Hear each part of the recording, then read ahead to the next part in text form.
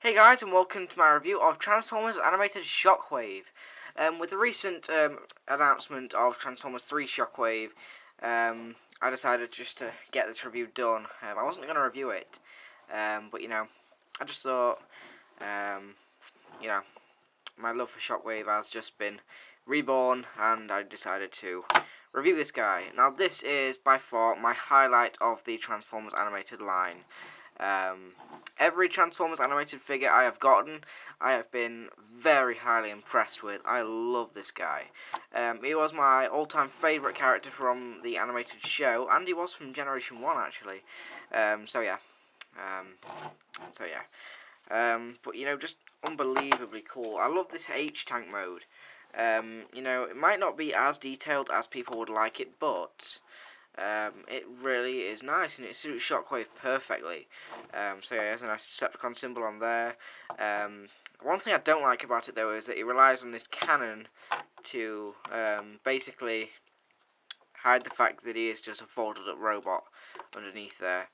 Um, so yeah, that kind of sucks. They could have put a little bit more effort into the vehicle mode. But I'm not really that bothered. So yeah, but I really do like the H-Tank. It looks pretty neat. And it is quite big, actually. Here's just a comparison with a regular size deluxe. Here's next to fallback. So you can see, obviously Shockwave's going to be bigger because he's a Voyager. But this is a very big Voyager for me. Especially in robot mode.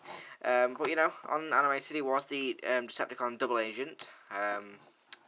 He was disguised as Longarm for a great period of time. So transformation to his long arm vehicle mode. I'm just going to fold these little pieces up.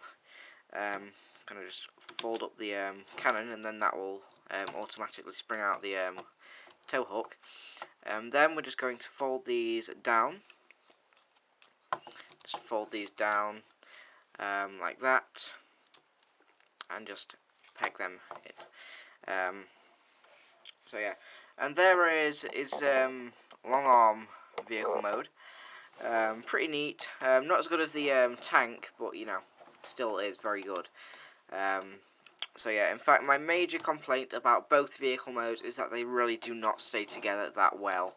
You have these pieces that are just constantly popping out of the little socket there. This side's not so bad, but this side and these legs, they made no effort to lock these into place.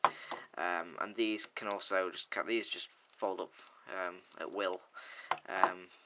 So yeah, I mean, this vehicle mode is probably the weakest of the forms. So yeah. But what I do like, though, is to transform him back into his Shockwave mode. He has a little bit of automorph on this cannon. You just slide this little tab back, and you see... Oh, fail. Um, you slide that little tab back, and you see that the cannon just springs forward, which is pretty cool. So yeah, and then just push these back down, and then he is an H-Tank again. So to transform him, I'm just going to remove this cannon here. I'm going to transform him into long arm mode, since that's the closest to the vehicle mode. So yeah, but firstly, we're just going to pop these arms out, just like that. I'm going to take these little pieces here, just going to slide them underneath and fold out the hand, like that. Fold out the hand and just slide these pieces underneath the arm, just like that. I'm going to take these little pegs and just slide them underneath. Then we're going to grab these shoulders there and just pull them down. Flip that little tab back, like so. Split the legs like that. Just kind of rotate these around, like so, and just fold out the heel, and just fold out the feet, just like that. I'm going to do the same again. Just kind of ratchet this around, fold out the feet, like that, and then you want to take these little pieces, or all leave them slightly down. Then just kind of widen his leg like that, and I'll get him in frame in just a second. So there is his robot mode as Longarm. You actually want to switch around the Decepticon symbol. So yeah, I like how they did that. It just kind of switches around Decepticon symbol, Autobot symbol. So I thought that was pretty neat. So yeah, really cool head sculpt.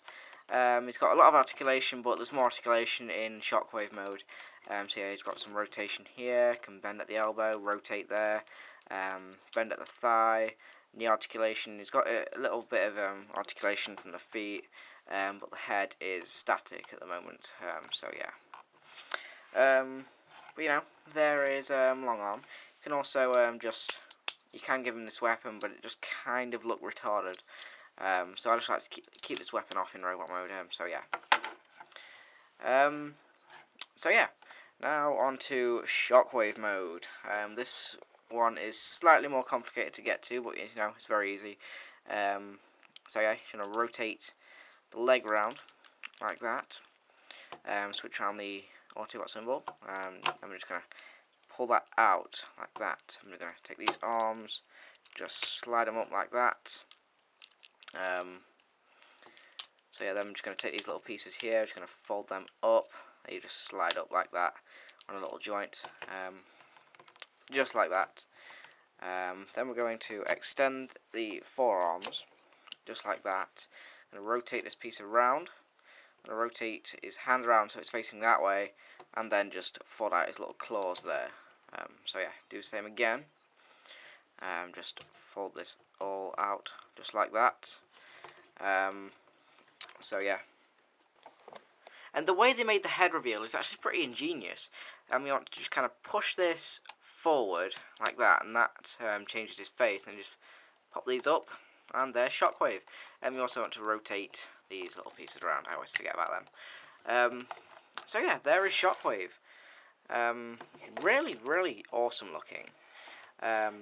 It's kind of hard to keep in frame because at this robot mode, he is just short of a leader figure. So yeah. So it is kind of hard to actually keep in frame. But you know, whatever. It's got a lot of detail in robot mode. I think Shockwave. The Shockwave mode is the best of all the forms, really. You know, it's really accurate to what he looked like in the show. The only gripe about it is he's not purple. But you know, the exclusive repaint that you can buy. I'm not sure where to find it nowadays because they've stopped selling animated figures. But yeah. You can also just take this gun. You can fold these forward a little bit, and that will just go onto those little circles there. You can do that in Longarm mode as well. So yeah. Or you can just take that off, and if you want to store it somewhere, you can just flip that up a little bit and just peg it on there and have it swung off to the side so you can just kind of see it. So yeah. Well, this guy is hugely tall. That's not even a word, but whatever. So yeah, he's very tall. So it's kind of hard to do the review, but whatever. So yeah, but just overall fantastic figure. Definitely a really nice representation of Shockwave. And at the moment is my favourite Shockwave, and it was voiced by Corey Burton in the animated series, which was awesome. So yeah, I'm hoping that he's going to be voiced by a guy. I mean, Corey Burton's not allowed. He didn't want to do him for Dark of the Moon. So I'm hoping that they do get a voice actor that vaguely reminisces. Represents his Generation 1 voice. So yeah. But anyway, there is Shockwave. Hope you enjoyed this review. And I will see you guys later.